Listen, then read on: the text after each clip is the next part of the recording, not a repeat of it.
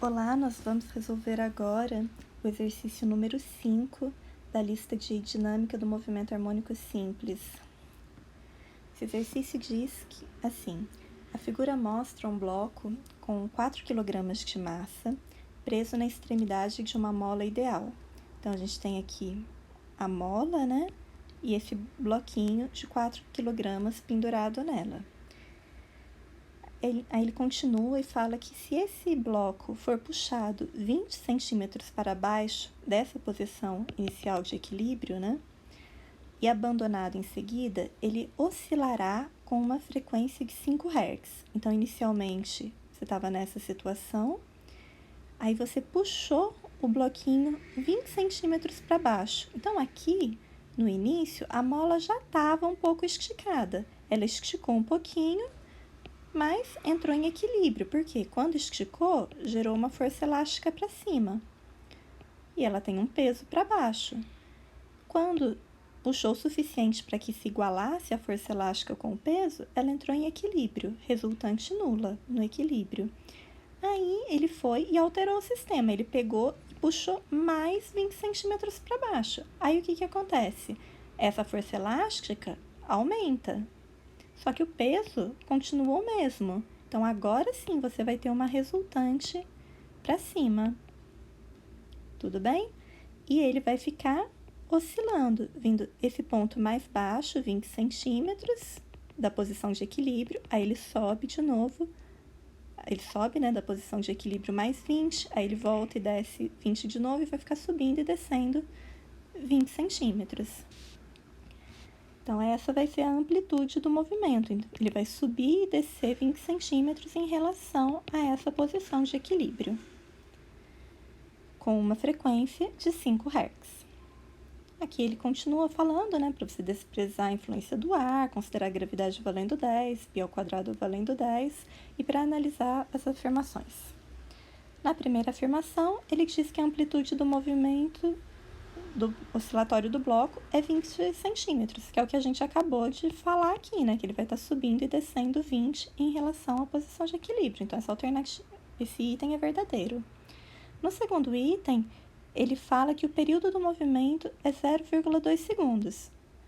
A gente não tem o período, mas a gente consegue calcular, porque a gente tem a frequência. Então, bora lá. O que é o período? Período é o inverso da frequência. Se a frequência é 5, o período vai ser 1 sobre 5, logo 0,2 segundos. Então, a alternativa 2 também é verdadeira. No terceiro item, ele fala que a força resultante sobre o bloco na posição de equilíbrio vale 0. Realmente, se ele está na posição de equilíbrio, aqui eu já deixei as forças desenhadas, quer dizer que a força elástica que está para cima é igual ao peso que está apontando para baixo. Todas as forças que estão para cima correspondem às que estão para baixo. Logo, a resultante é nula, que é diferente da segunda situação, que você perturbou o sistema e puxou 20 para baixo. Aí, essa força elástica 2 aumentou. A partir do momento que essa força elástica 2 aumentou, você vai ter uma resultante nesse segundo caso. Portanto, a alternativa 3 é verdadeira, a força resultante no equilíbrio é nula. Já no item 4, ele fala que a força elástica sobre o bloco na posição de equilíbrio vale 40. Novamente, olhando a posição de equilíbrio. Então, a gente sabe que na posição de equilíbrio, a força elástica é igual ao peso. Bem, quem é o peso? É massa vezes a gravidade. Ele forneceu o valor da massa como 4 kg e a gravidade 10. Então, 4 vezes 10, 40 newtons. Novamente, essa alternativa também está verdadeira. Então, até agora, as 4 primeiros itens, né, estão verdadeiros.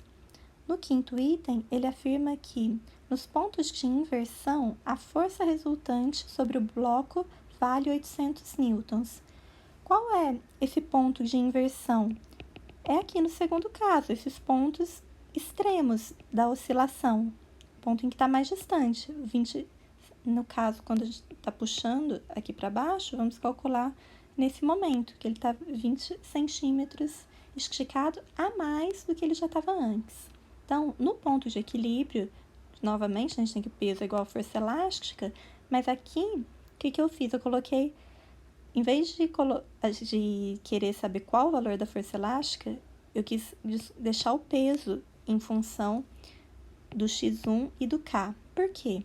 Porque a gente vai ter que montar um equilíbrio de forças aqui para descobrir, né, o que ele tá, a força resultante.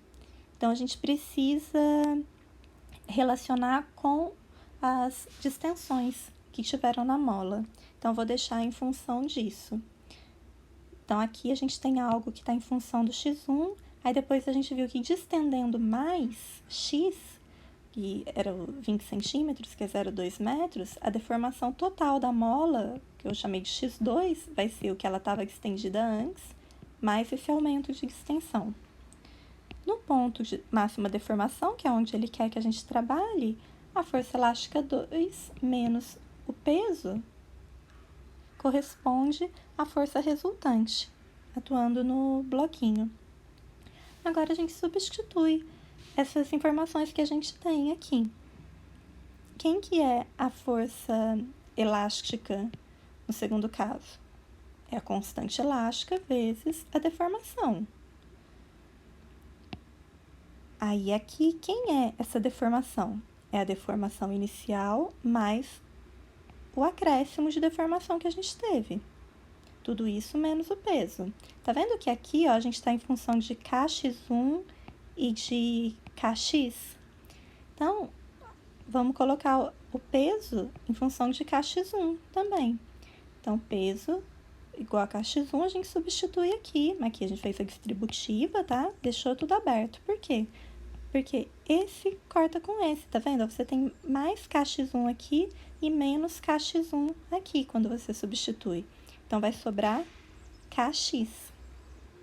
Fica uma sopa de letrinha no começo, porque a gente tem que ir sumindo com essas variáveis que a gente não tem o valor delas, entendeu? Então, a gente tem que ir jogando com as fórmulas para conseguir desaparecer com elas, tudo bem? Para deixar só as variáveis que a gente conhece. Então, aqui, ó, nesse caso, sobrou o x que a gente conhece e o k. Poxa, a gente não conhece o k, só que o k dá para descobrir com as informações que a gente tem, porque a gente sabe que a gente está num movimento oscilatório de uma mola, né, que tem um corpinho pendurado. Então, nesse caso, sabe-se que o k é o valor da massa vezes ômega ao quadrado.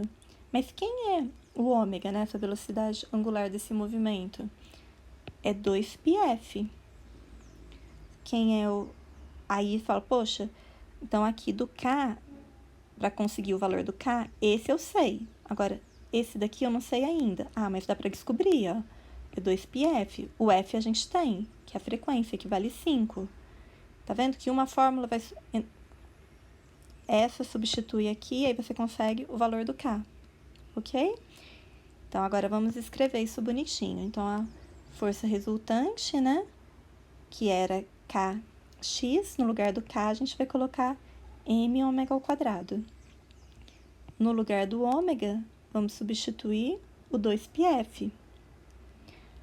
Agora, todas essas variáveis que estão aqui, a gente tem o valor delas. Então, dá para substituir. Então, no lugar da massa, coloco 4 kg, o 2, que está ao quadrado, fica 4. Π também está ao quadrado, então, coloquei aqui. Frequência 5 ao quadrado também. E no lugar do x, 0,2. 4 vezes 4, 16. Π ao quadrado, ele falou para considerar que vale 10.